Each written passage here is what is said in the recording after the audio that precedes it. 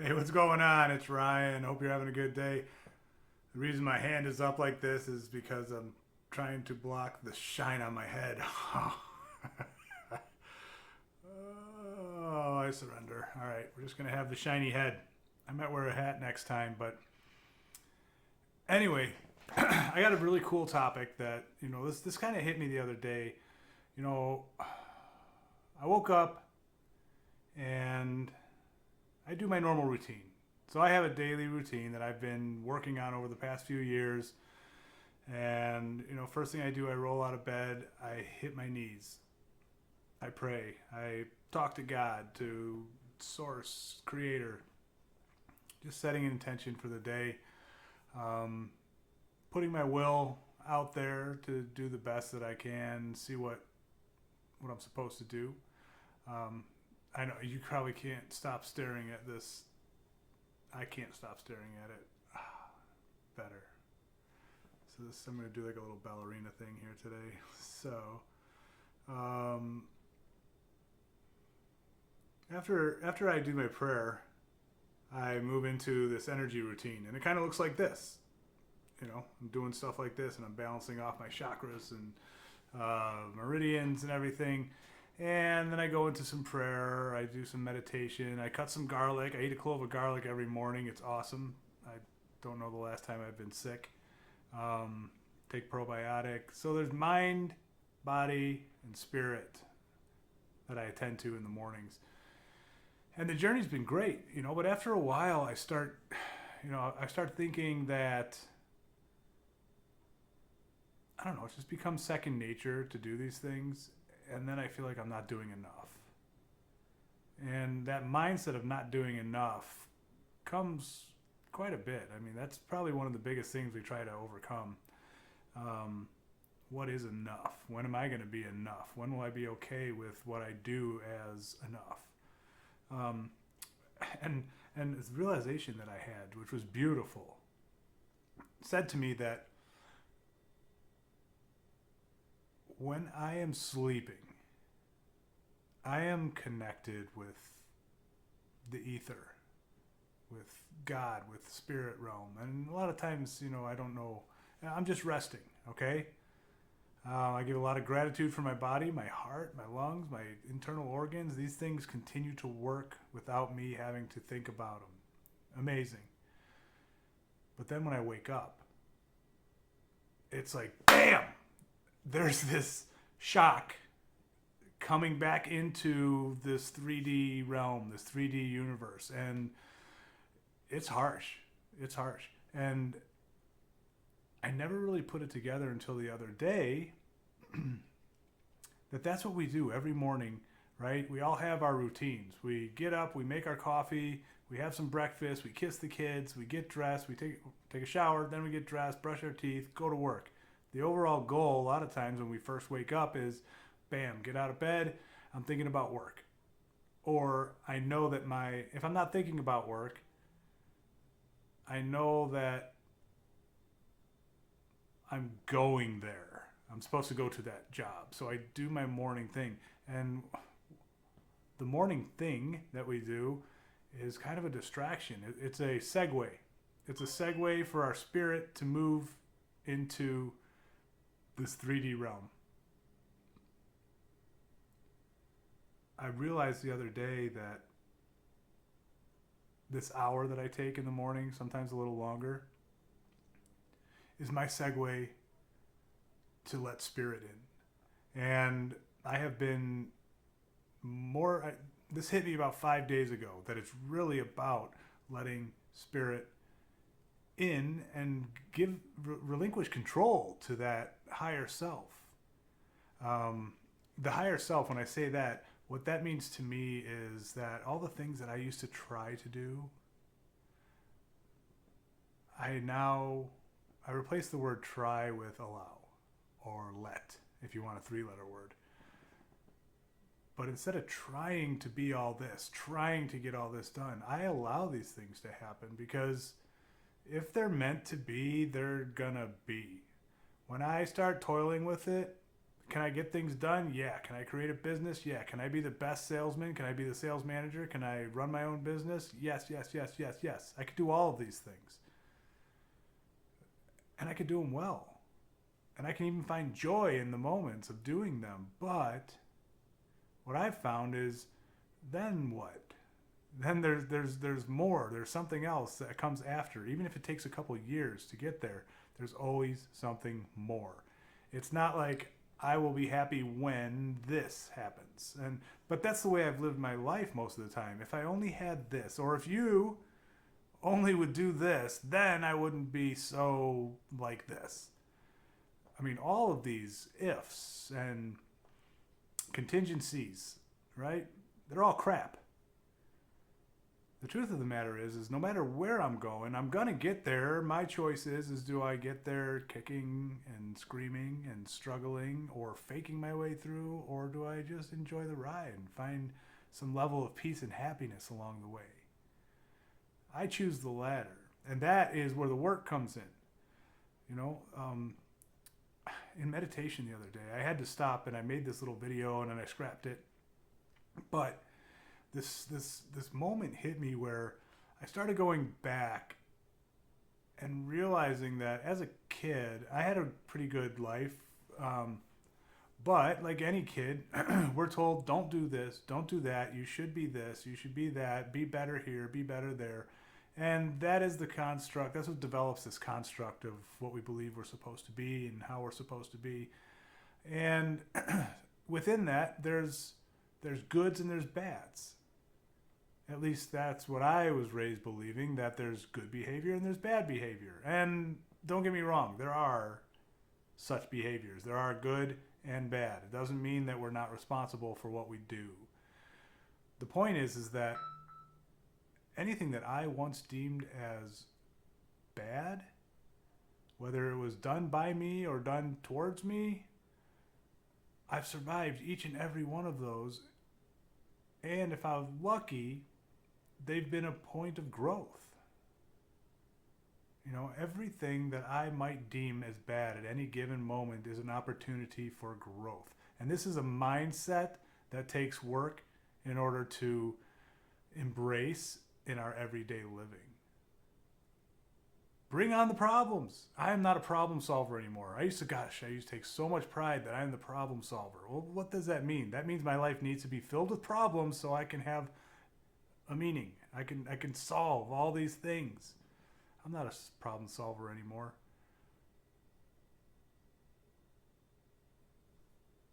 I don't need to solve the problems because the problems have been redefined. They are not problems. They are opportunities for growth. When it feels disturbing inside, that's because I am not allowing myself to align with whatever is going on. So that's where the work comes in. In order for me to have a fighting chance at being in alignment with life as it comes to me, I have to resign that it's all up to me. Do I have a part? Heck yeah, I do. Can I get things done? Heck yeah, I can. But there's a time and a place for that. You know, I'm so used to, make your goal, set your intention, do the work, get there.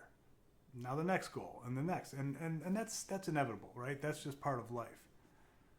But every time something doesn't go the way I think it should go after I set this path, like it shoots me off into this, and there's a whole other thing, and it distracts me from the original timeline. So if I set in this path, and the first thing in the morning, my ask is, show me what you want from me today. What does the best version of me look like? How can I help somebody else? And I allow these things to take their natural course. When a bump comes, let's go this way. When a bump comes, I'm not shooting off into another trajectory. I'm just kind of saying, oh, look, an opportunity. And it carries with me. And I get back on that same track because I'm not deeming this obstacle as something unwanted. Does that mean I go and chase trouble? No. I mean, I could be a little mischievous, but I'm not looking for trouble, I'll tell you that. But when it does come, it just has a different resonance to me now. You know, it's not a problem. And I think that this is what we're all kind of searching for, is to find peace within the storm, you know? No matter whether things are going wonderful or not. If I have a good solid roof over my head, am I grateful? Yes, I am. If it's taken away, will I be okay? Yes, I will. I had a point in this endeavor of saying, you know, if I had to surrender and give up everything that I have right now in order to, like, if that is the divine will, that I do not need any of this, would I be willing to do that? Would I be willing to give up my car, my motorcycle, my home, these physical things? And I had to sit and pray on that and meditate on that. And the answer is yes. If you took this all from me, it would be so worth it. I feel that my path here is to share my knowledge along this journey so that other people can find that there are different means of creating peace and calm. Sorry, my phone's like making all these noises. I can hopefully edit that out later. I can find this peace and calm.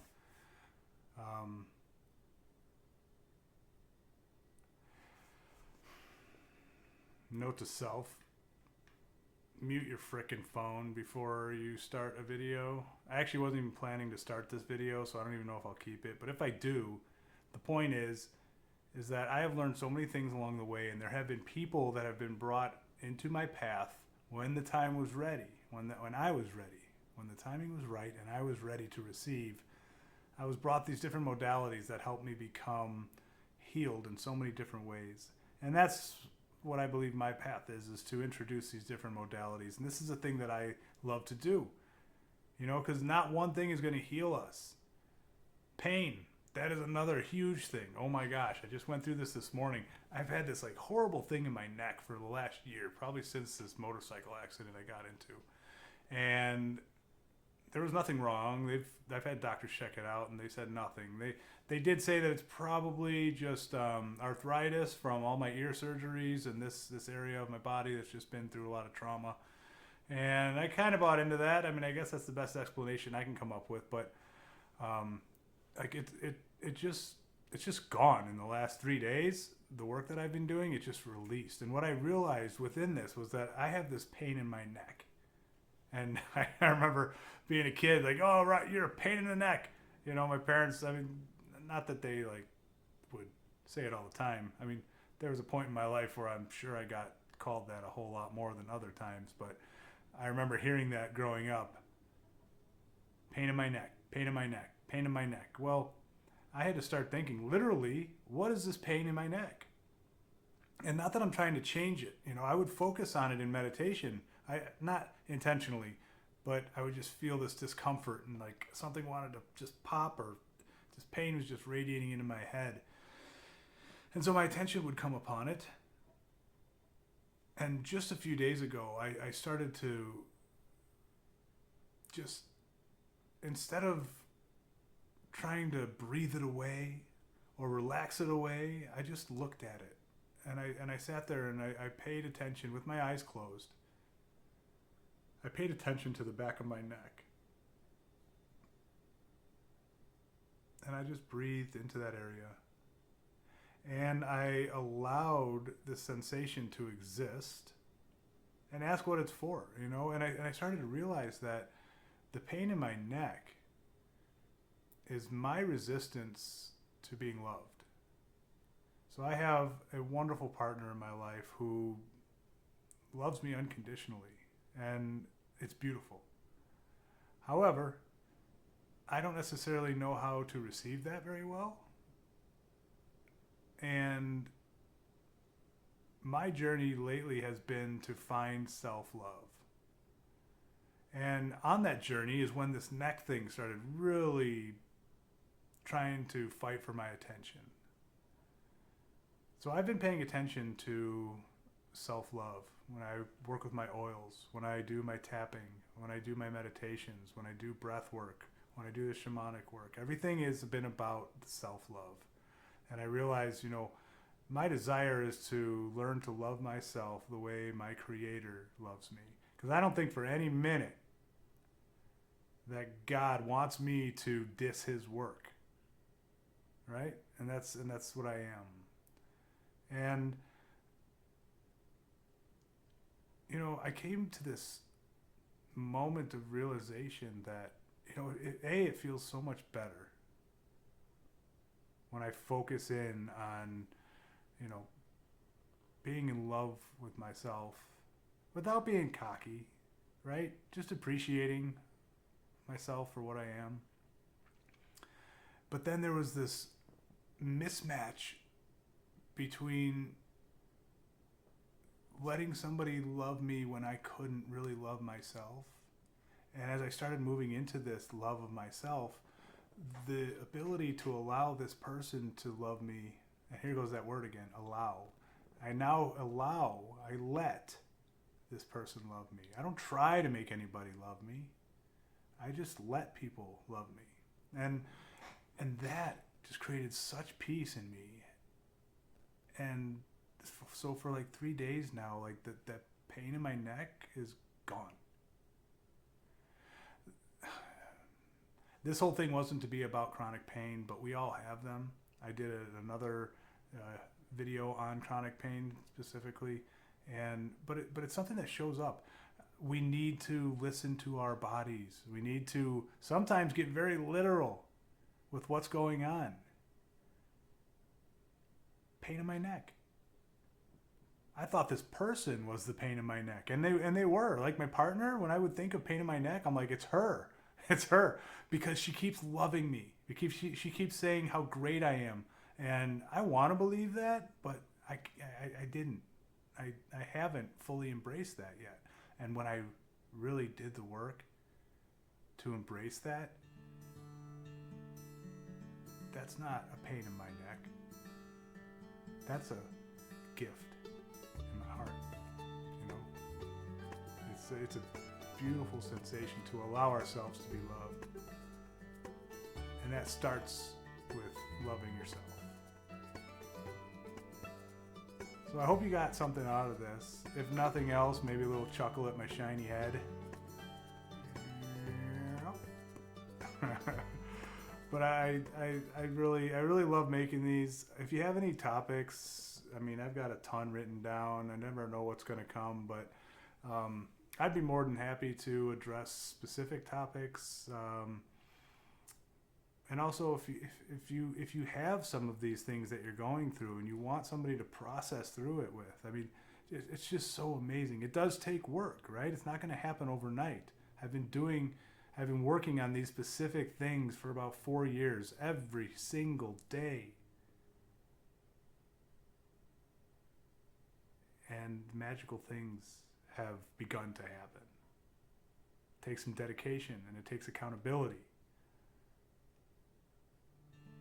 But I hear the word ability in there, and I have the ability to be accountable.